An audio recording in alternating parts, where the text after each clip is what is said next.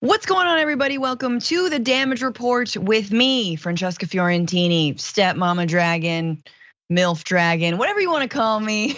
I am here once again, and joining me for this Thursday, Dan from the internet. Dan Evans, what's going on? What's good? It's so great to be here. I felt like we were talking about this earlier on. There were Fran Mondays, then there were Dan Mondays. Now we have a Fran and Dan Thursday as someone intended. I don't know, as our wonderful producers intended. It's like a yummy dessert. I feel like we've done this before, but if Fredan, Fredan Thursdays. Yes. Well, it doesn't always have to be an amalgamation of names. It could just be. Of course not. But that being said, if you've got suggestions, throw them out there. I'm so excited to have you on. We've got so much to talk about, including Mr. Andrew Tate, who honestly should, after this, be disappeared into oblivion for how much he's honestly self-owned at this point. We've got some January 6 updates, what's going on with COVID in China, and then a heartwarming story to round up everything in the aftermath after we look at also Kevin McCarthy, not really a shoo-in for Speaker of the House. So we'll look at what is going on the Republican side of the aisle. But first, you know what to do, guys. Like the like button or press the like button, share the stream, let people know what you are watching, what you are getting up to on this Thursday between Christmas and New Year's. They say nothing much happens, but we got a lot to talk about, okay? So do that for us. And with that, Dan, are you ready to get into this? I'm excited to get into this. Okay. Some things more excited, some things less, but let's go. Indeed. Isn't it always like that? Well, okay, the January 6 hearings have concluded, and we now have access to a bunch of transcripts and information that we didn't have. And that is actually informing decisions on criminal prosecutions of not Donald Trump. That's just a suggestion, but of people who are actually being prosecuted, which are Donald Trump's cannon fodder, if you will, his followers, the MAGA base, those who stormed the Capitol that day, particularly in one case of, his name is Alexander Shepard. There we go, good name, Shepard, and boy was he a sheep. Now, the judge in Alexander Shepard's case ruled that actually his defense that he was just following the president, and because it's the president, it must be legal. Nah, that doesn't hold water. In fact, let's go to this. Judge John Bates, a GWB, that's George W. Bush appointee, used the committee's findings to swat down a January 6 defendant's contention that Trump's rally rhetoric led him to think he was permitted to go into the Capitol. Trump's fight like hell language did the opposite, Bates ruled. Bates ruled the defendant, Alexander Shepard, could be prohibited from making the quote public authority defense because there's simply no evidence Trump told his followers that entering the restricted grounds of the Capitol on January 6 was legal. Trump's incendiary rhetoric, especially telling his supporters to fight like hell, may suggest Trump was asking them to break the law. His words could signal to protesters that entering the Capitol and stopping the certification would be unlawful. So right, you can't say, well, officer, my dad told me to break into this house and he's my authority.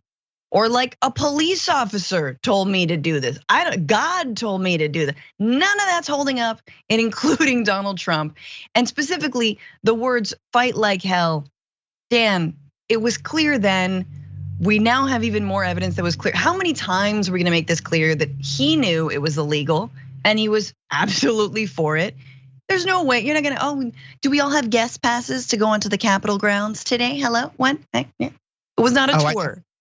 I definitely had the little fast pass you get at certain places where you go to amusement parks. You can just cut the line to go to January 6th. That's self-efficient for sure. No, parody.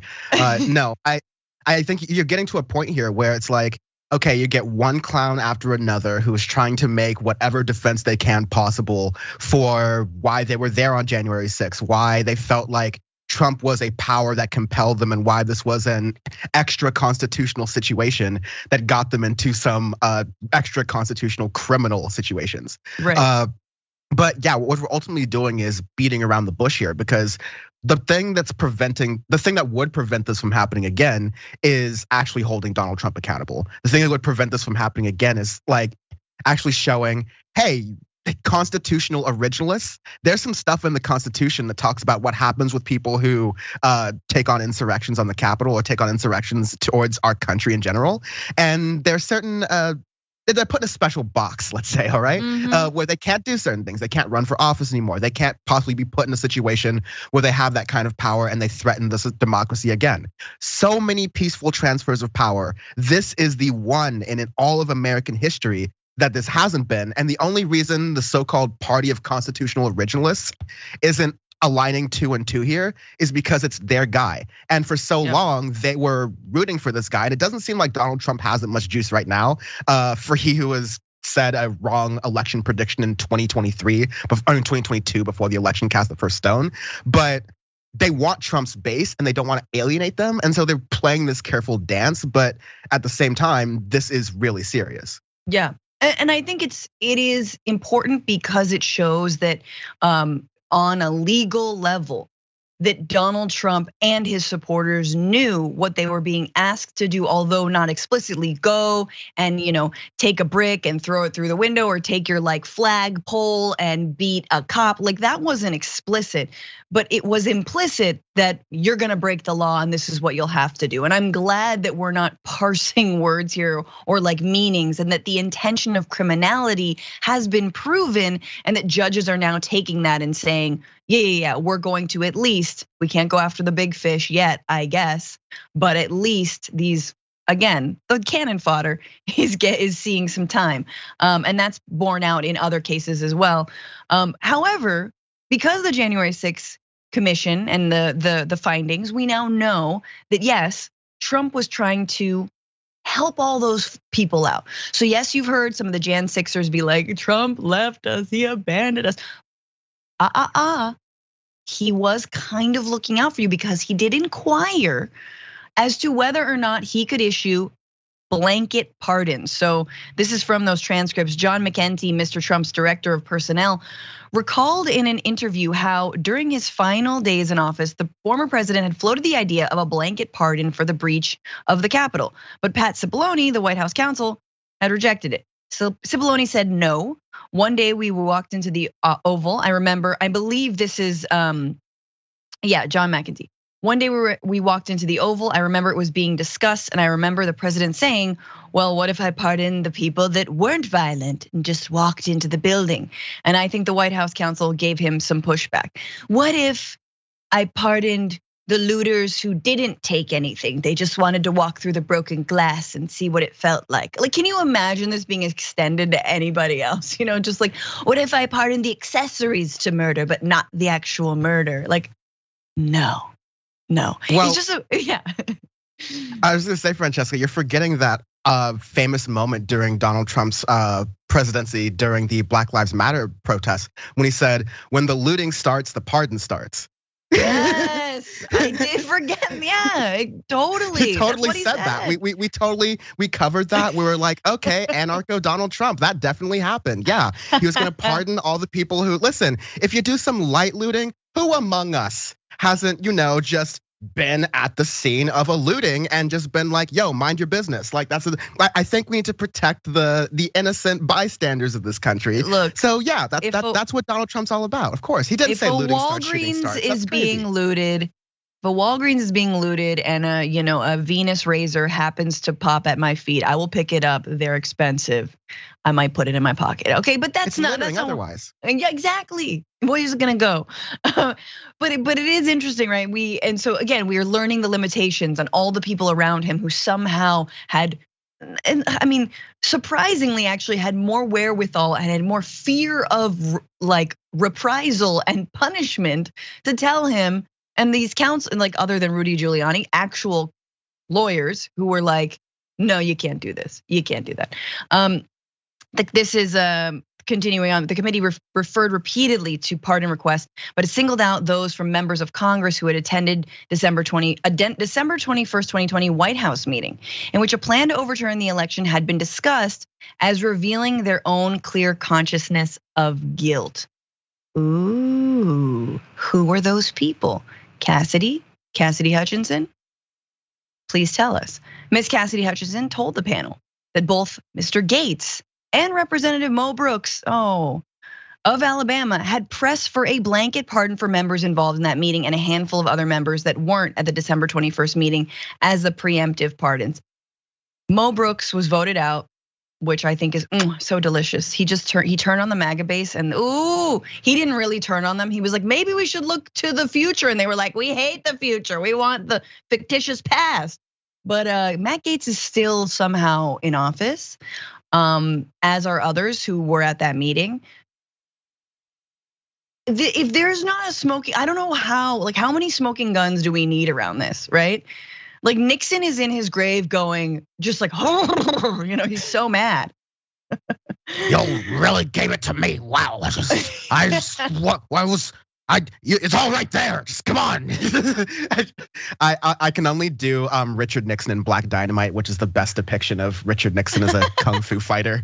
But yeah, it all goes back to, let's not like, I think you did get a little bit of optimism out of me earlier when I was like, okay, there are some incentives to not do an insurrection again, because let's say you have someone like a Trump or a Trump like trying to call for that kind of thing. All the people who are going up to the Capitol, like finding out their flights, are going, the FBI was able to track their flight information last time they did this. And they were able to use it against them in court. And they would charge a lot of the people who showed up there, and they found pictures of them on the internet and they lost their jobs. So there is some disincentive from that. And look, it's Daddy Donald not merciful. He looked into doing a couple of pardons here or there. But like at the end of the day, we have a legal system that uses the law itself, like what's written down and what's been supposedly agreed upon, as a fallback for what people really want in power, which is to sustain their own power. And so if they can find some other way to be like, okay, let's run this calculus of, we have these people who might threaten the very society we live in, but they might get us votes. Let's weigh that in to how we do our enforcement, which is sort of like a sad state of affairs in our society. Absolutely. And the reason we're even on the other side of this talking about it and not banned from YouTube and tech platforms and are under like an authoritarian rule right now is because January 6th was unsuccessful, but not by a lot. And so the difference is that if it were successful, none of this would have happened.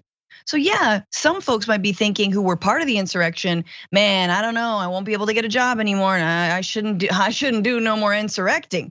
But some of them are probably thinking, all we needed was a few more weirdos in piano key scarves, like all we needed was a few more Ashley Babbitts or whatever it was. Like all we needed was more people who were willing, or maybe we should have started shooting, right? Like that is also the lesson, because it's like, we almost did it. And if they had done it, you think anyone would have seen any kind of ramification, prosecution? No.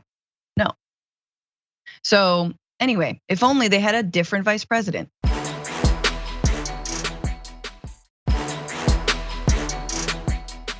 I want to go to a different aspect of this because it's pretty chilling. We're now learning, thanks to a new book about Joe Biden, that the current president, sitting President Joe Biden, is actually very wary and mistrusting of his own Secret Service. And that is because of the Secret Service's behavior on January 6th. And because a lot of them were, in fact, loyalists to Donald Trump. So this is a new book called In the Fight of His Life Inside Joe Biden's White House. Author Chris Whipple, writes that Mr. Biden's discomfort with the post-Trump era agency began early on in his presidency, when it became clear that some of the agents charged with protecting him from assassination were strong supporters of the man he defeated in the 2020 election, former President Donald Trump.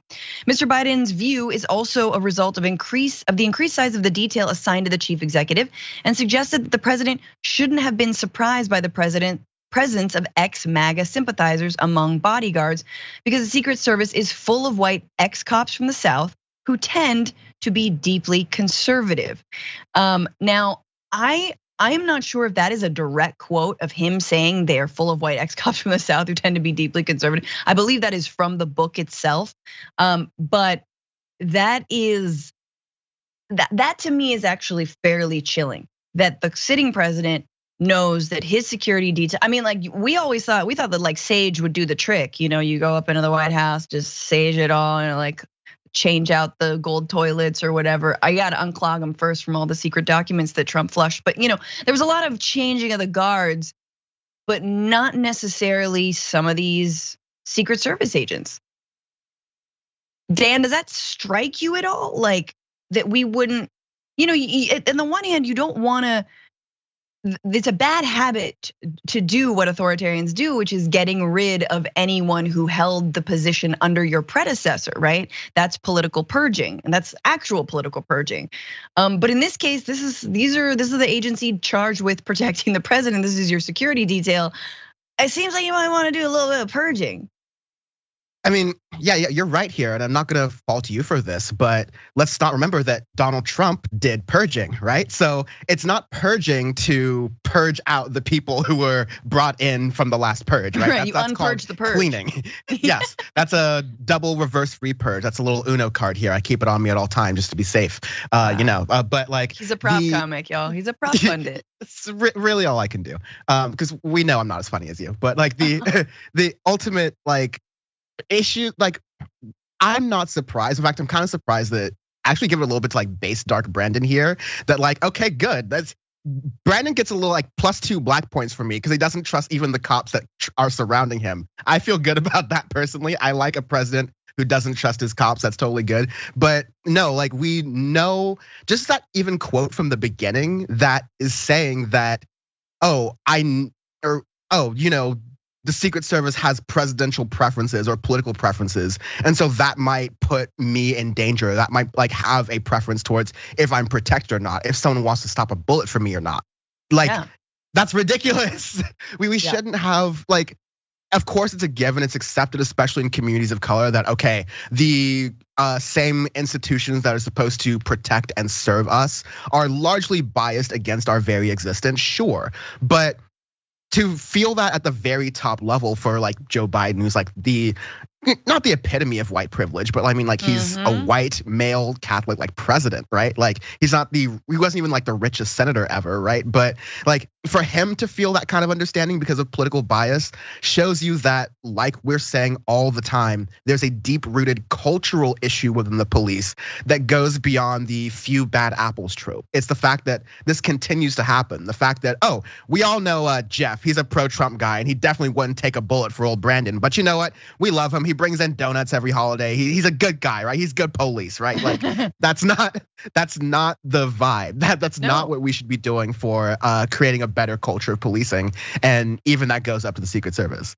I mean, and then you're hitting on, I think, not the main takeaway and the place we need some real introspection and protection on January 6th, which is how to protect democracy, but it's about law enforcement. I mean, again, I said it before. Can we talk about blue on blue crime? Can we talk about all the cops that were insurrectionists who were, again, bludgeoning Capitol Police officers with the American flag or with the Trump flag? So like this, you put your finger on it, Dan. It is really about policing generally. It is about who is protecting and who is serving. Are they being properly vetted? What is their background? And if their background is, I mean, honestly, like if it is just in policing, and then that's not always a good thing, right? Or if they're veterans, that's not always a good thing. What were they a part of abroad, right? Like and it is political. I mean, again,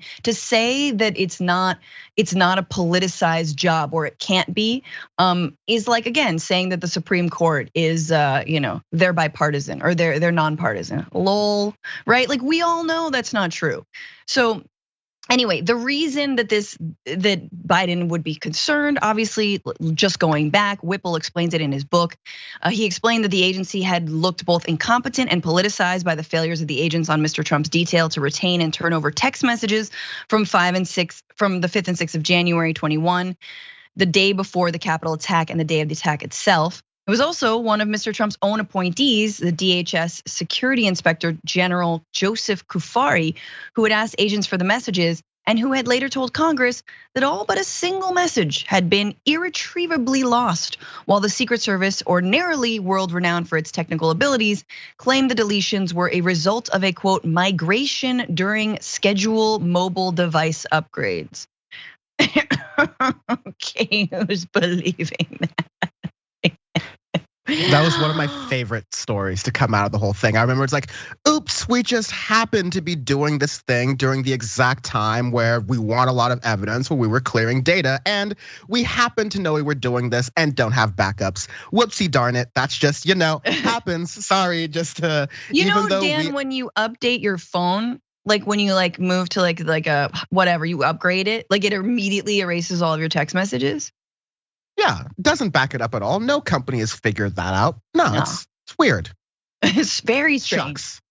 But yeah, so this is obviously, we could go into Secret Service has a long history. I don't know if you guys remember the night in Colombia. There was some strip club action happening. There was this was all under former President Obama. They got a shady past, so this is not the first time.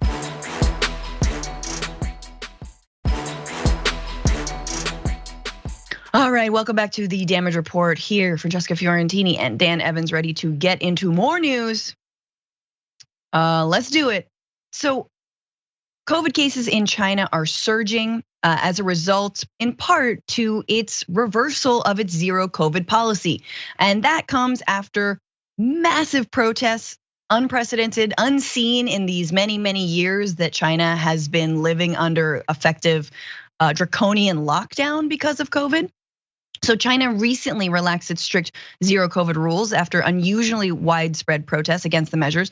The policies again prevented people from leaving their homes if cases were detected in their area and required regular testing for much of the population. I'm sure you guys remember people who live in massive high rises. If one person in this 300-person building tested positive, the entire building gets shut down.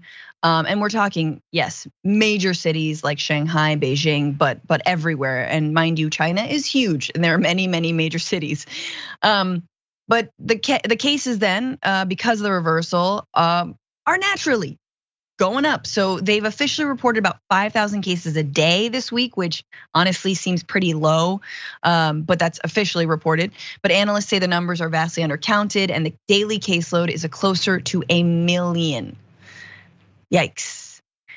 Now, as a reminder again of, it sounds bad, but what was happening before? What was the cost of that zero COVID policy? In a couple of instances, this is detailed by CNN, migrant workers abandoned a lockdown Foxconn factory en masse, walking for miles to escape an outbreak at China's largest iPhone assembling site. A 3-year-old boy died of gas poisoning in lockdown after he was blocked from being taken promptly to a hospital. A 4-month-old girl died in hotel quarantine after a 12-hour delay in medical care. That's awful.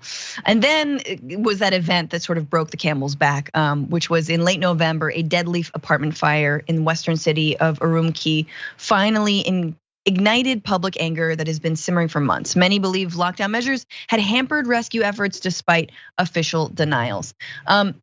Before I kick it to you, Dan, just something to know is that you're like, okay, well, what's the state of vaccination in China? Not as good as you would imagine, but also not that much better, kind of on par with where the United States is at. So China has not vaccinated large segments of its most vulnerable, older population. While 90% of all Chinese were reportedly fully vaccinated as of November, less than 66% of those 80 and older were fully vaccinated, and only 40% had gotten a booster. So China does not have much natural immunity from past COVID waves. Its lockdown policies have kept the virus out of the country, probably saving lives in the short term. But they've also left its population more vulnerable to the disease than those who have been repeatedly exposed to the virus, as this newsletter previously explained. That was from the New York Times. And because of that, there's now new COVID restrictions for travelers coming from China into the United States. Again, remember that the United States dropped all COVID travel restrictions back in June for those entering the country, which honestly made sense because there were no travel restrictions internally, and we were giving each other COVID a lot and continue to do that. But Dan, just thoughts on this? I mean, they finally caved to public pressure, and now they have this obviously health emergency on their hands. Yeah, there's so many thoughts to get from this. Like, first level, seeing those like gut-wrenching stories about how because of the lockdowns you had like 4-month-old girl and a 3-year-old boy like dying because of all these situations. It's just so gut-wrenching and heartbreaking. Also gut-wrenching and heartbreaking are the millions of people around the world who have died and are continuing to die of COVID-19, because truly they're safer, perhaps New Zealand. Like, no countries on earth who have really gotten this like 100% right.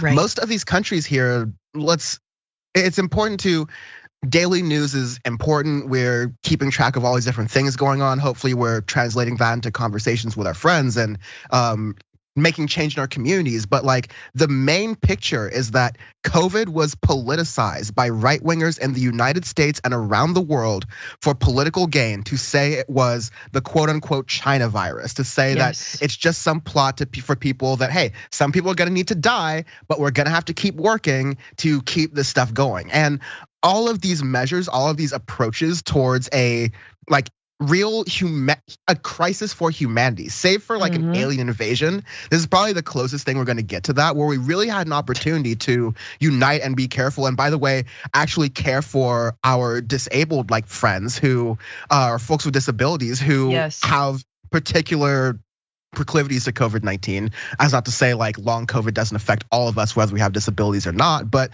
this was a great opportunity for us to unite on something and actually help for the better. China thought it was doing better with its like zero COVID policy, but for the reasons you mentioned, for like the United States not vaccinating older people, for not I don't think natural immunity is like a good like strategy, but that being said, it's a thing that's going to make it harder. The thing I'm most worried about now is that, like a lot of doctors are saying, there's a chance that because you're getting this rapid transmission of COVID-19, we know that it mutates and it like starts to really rapidly adapt. And if we get a version of COVID-19, perhaps say COVID-22 or 23, that is resistant to the vaccines that we have already, then we are in Problem Town USA, or like Problem Town Mr. Worldwide, because like that's a big issue. And we already do have that. I mean, they are resistant, right? People still get COVID cases, but again, the difference between whether you're vaccinated and boosted and getting COVID versus not having any of those shots is huge, and could mean, a stay in the hospital or not. And so I do think that, I think you're right that no government has gotten it completely 100%. And I do think that China's policies were way overblown and way too draconian. People not being able to go to work, not being able to get food. That being said, China also is a country that generally attempts and tries to provide for its people. So you see crews cleaning streets, you see crews offering people, I mean, talk about free tests, there's tests everywhere. There's never a question of how or when or where to get a test. You can call that, a robust social infrastructure. You could call that totalitarianism. I mean, I think it's somewhere in between. I think to me, the interesting thing is the political fallout, which is Xi Jinping made a calculation. He was like, look, obviously I'm president for life and I will continue to be so, at the barrel of a gun. But I do want to be minimally popular and I don't want people to blame me for everything. And I think going on 3 years, this has been enough. And so we need some amount of easing and relaxation given the amount of protests and given the uprising about it. So he made a political calculation, and I think he's gonna save his own behind. And yes, this is naturally what was going to happen when you start to relax a little bit. I think that again, the extent to which people can be vaccinated is the extent to which they can save lives. But Dan's right, man. Mother Nature is like, what do I have to do to get you to fundamentally change your goddamn system? What do I have to do? I give you a pandemic, I give you climate change, I give you all these opportunities to actually do better, humans, to take the hint. You don't take the hint. Really fast. Yeah. 10 seconds. Like, I really like what you said there about how, there were some things China did well, and it's important and it's very easy for us, especially in these world situations, to try to frame it in the way we usually do politics as left versus right here. But no, if we can have any semblance of a chance of learning from this and maybe doing better in the future, we have to understand that some countries that are vilified or like lionized or like overappreciated around the world, they did some things that were good and some things that were bad. And it takes a rational mind to look at it all in that full big picture and not just go China fully bad, USA fully good. So it's important to do that. We know USA not fully good. Again, not preaching to the converted here. I think I'm giving New Zealand like the A on this one. I'll give him the gold. And yeah, definitely where, like in college, we're taking, okay, not everyone did a great job, so we'll like curve it. We'll take whoever did best and then go from there. Very much so. Everyone's being graded on the curve. Dan's funny. Dan's very funny. I love Dan.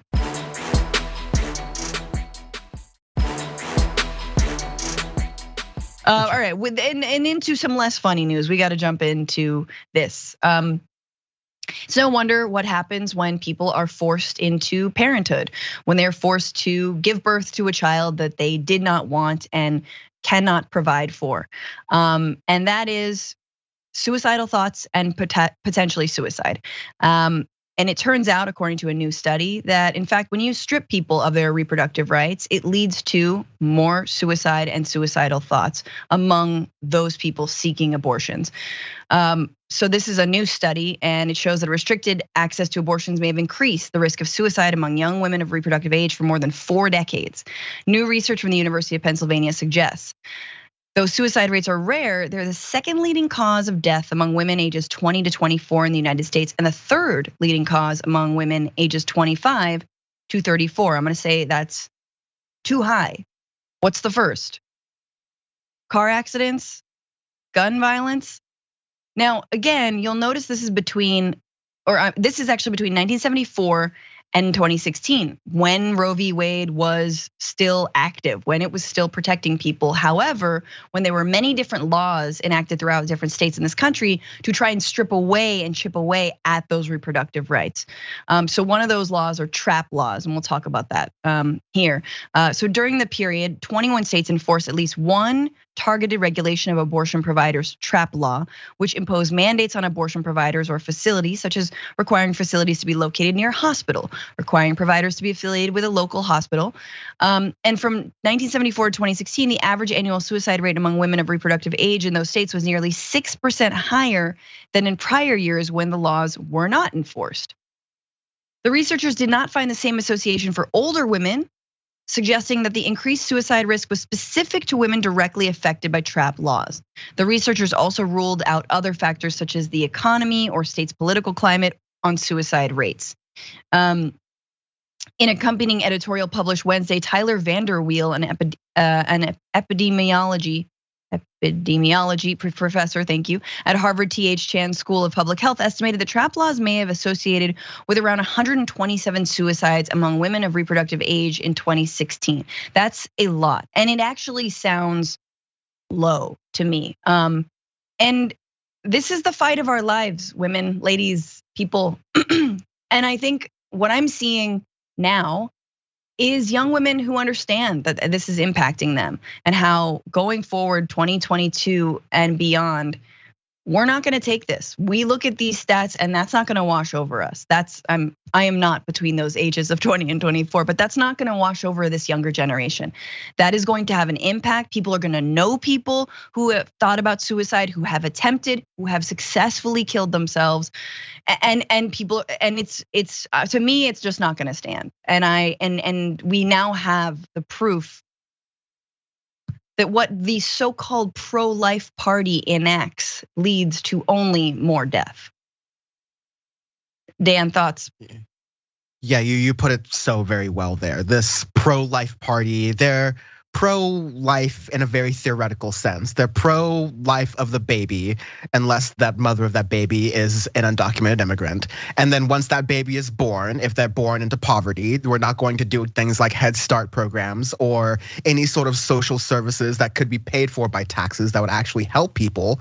We're not going to advocate for higher taxes on the rich to pay for any sort of social services for kids as they grow up. It's very much on principle, we care about this thing, but you look at the reality. I mean, from the most egregious cases like that, one case of the underage woman being like raped essentially, and the local officials basically trying to pass the blame around saying, oh, well, it's not like our fault that she can't seek reproductive services. Like, you get those type of circumstances, and then you get these on a societal level. Like, America is a dismal place for a lot of reasons. I think there's hope in this, like, not just this future generation, because that's a trope. They said the same thing about millennials, like, millennials will be the future, and then they said we're gonna then they're gonna say they avocado toasted their way to like their demise, right? But it's important to kind of make sure we see that there are larger ramifications, there are big picture things that Republicans either didn't think about because they don't care,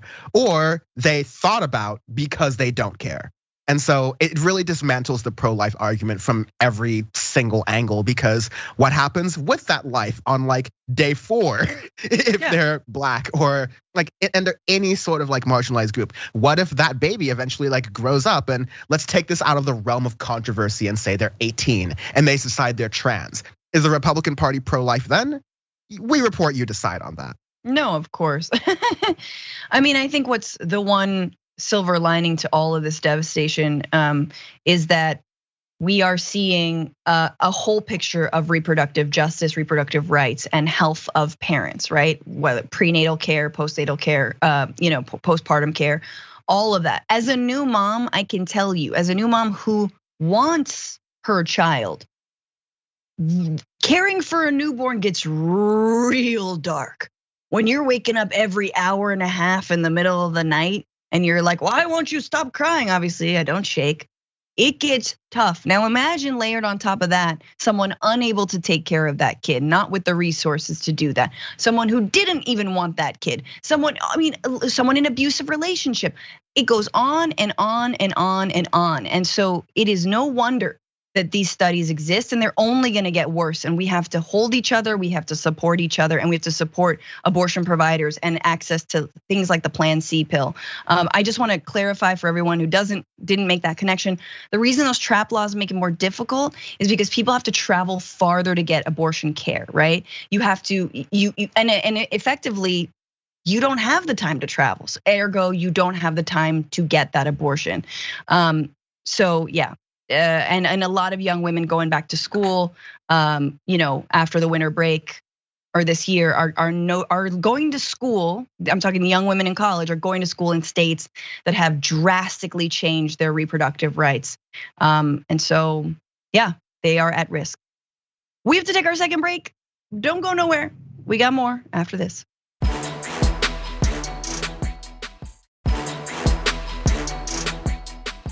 When you've been owned, sometimes you just gotta take the L.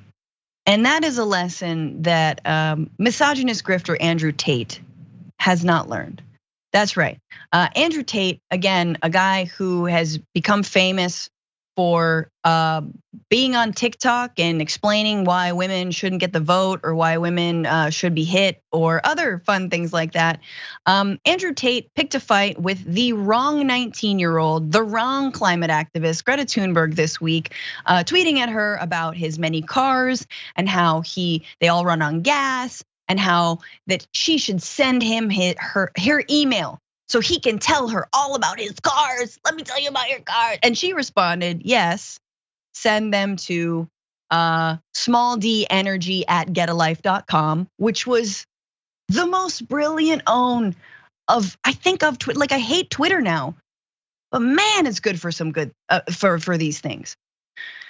Probably the best own ever. And we're talking about a platform where Ted Cruz is on there. So what did Andrew Tate do?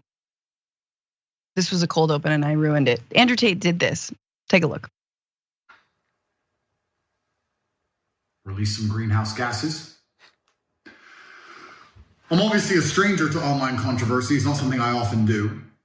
But now the mainstream press is commenting on the fact that I was informing Greta that my very extensive car collection with internal combustion engines, which run on dead dinosaurs, have an enormous emission profile. And she replied by telling me her own email address. Greta's email address is, I have some energy. Why would that be your own email address, Greta? Strange. I mean, also, I don't want to assume her gender. It's 50-50, but it is what it is. I'm not actually mad at Greta. please bring me pizza and make sure that these boxes are not recycled. Thank you. So I'm not actually mad at Greta, right? Because she doesn't realize she's been programmed. She doesn't realize she's a slave of the Matrix. She thinks she's doing good. She doesn't realize she's a slave of the Matrix. That is Andrew Tate, again, professional misogynist in his home movies, self-own, responding to Greta Thunberg, who responded to him, tweeting at her earlier this week all about his many cars and that he should email her about them. And she obviously replied, yes, enlighten me at smalldenergy@getalife.com, which was brilliant. He couldn't leave it there. He filmed that in a robe with his homies that he pays $10 an hour to be there, hanging with him, spewing greenhouse gases with his cool cigar. Oh, Dan, as a man, I think you need to weigh in on what is going on here. Because it is beyond my comprehension. Yo, friend, I love you so much. Why are you giving me that stray all of a sudden? Like here you are shooting, and all of a sudden, like I'm the innocent bystander. It's like, Dan, as a man, can you please? No, well, can you please psychoanalyze this fragility for me? No, I'm not Freud. No, sorry. No, I mean, like, first of all, she was born in 2003. Her birthday's January 3rd, so her birthday's coming up. Shout out Greta Thunberg. She's gonna be 20 soon, but she's gonna be 20 soon. Yeah.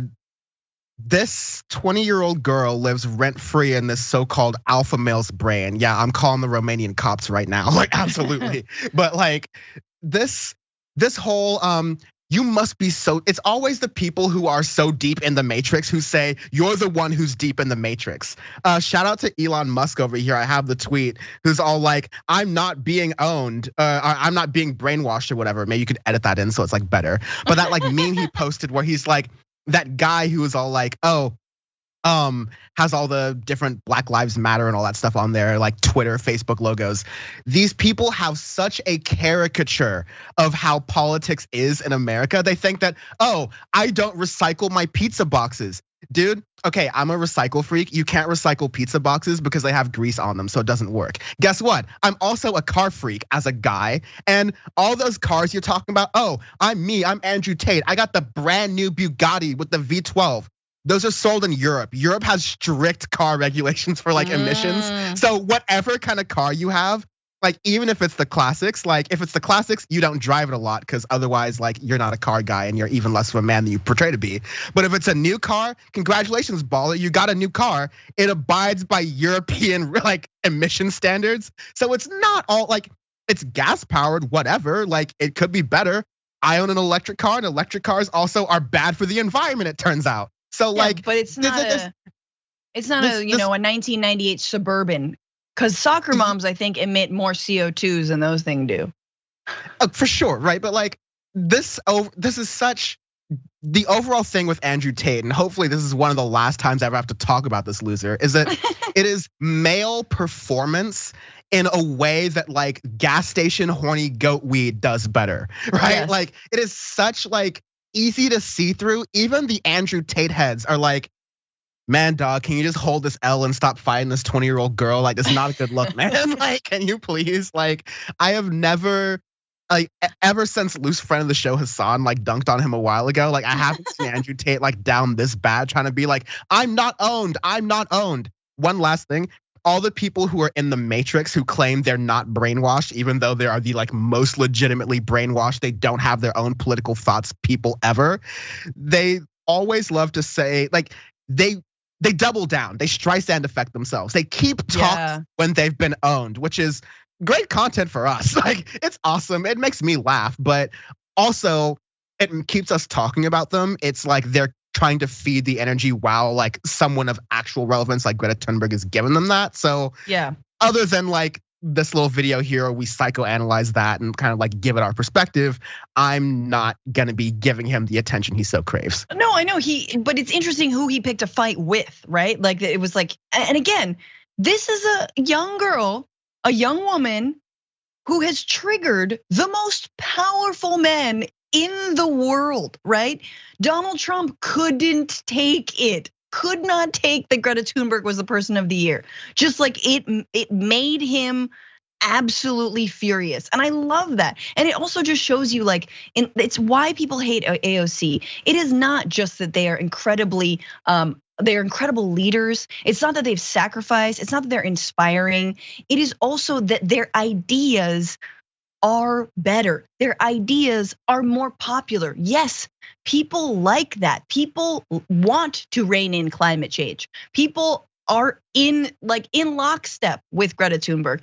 And this fool, I'm sorry, how many people on Twitter, how many people out there, you got 6 Bugattis, you got 7, 8 cars? No, we don't. Sorry, I have way more in common with Greta Thunberg than I do with Andrew Tate. And yet, the way, Dan, I'm sorry, just the way he was like, so why would you have your email be small D energy? Huh?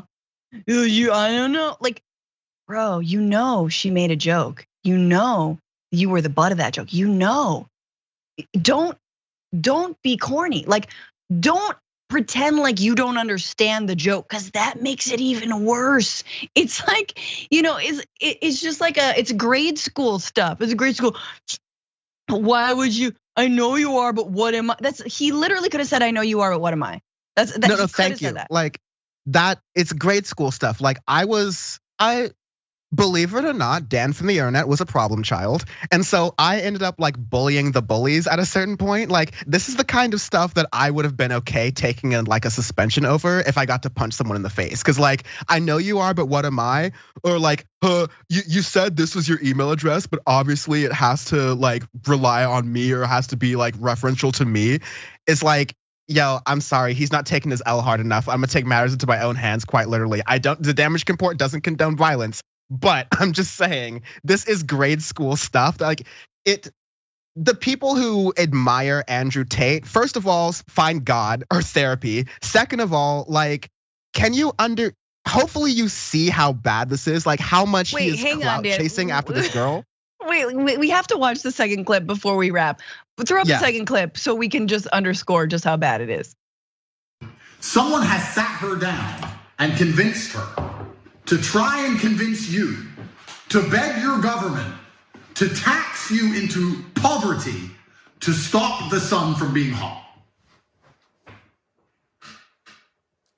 And then, because I called her out on it, the global matrix got this bot farm to like and retweet and all this bot commenting to try and pretend that her telling me that she has a small email address somehow teaches me a lesson. Welcome to a new episode of The Clown Show. But now I know, at least, that Greta, with a little hate-filled face, bitter, sitting somewhere without the heating on, in the cold, a little hat, shivering, views my tweets, which is gonna make my Twitter account far more fun into eternity. Whatever you say bounces off of me and sticks to you. I'm rubber and you're glue. Like you basically, he's like, you actually made me more famous because your bots retweeted and then his little friend is like holding the camera like or like the phone. Let's just, oh God, I'm sorry, but the small D energy, maybe that was a low blow, but Dan, could anyone argue that he doesn't have it after that clip? Like, honey. If there's anyone who looks like he needs a positive male role model in his life, it's probably Andrew Tate. He needs some dude, I live so great. I'm not gonna brag about my life. There's no necessary need to, but the amount of time I don't think about this stuff, or I decide to just not target 20-year-olds, and I live a fine, comfortable in my bisexual, cisgendered body and nature. I'm fine, dude. I don't get why you need to continue doing this. It's so unnecessary. It's not. This is not manly. That's all I'll say. Take whatever coded, gendered BS about that stuff. It's not manly. And no, it is not. No, it will not get chicks. I'm sorry. That is the first hour of the show, but there's more in the aftermath. I will remember that there is an aftermath today. after this brief break. Thank you guys so much. If you're on linear, and if you're not, then head over to YouTube. I think that's how it works. Okay, see ya.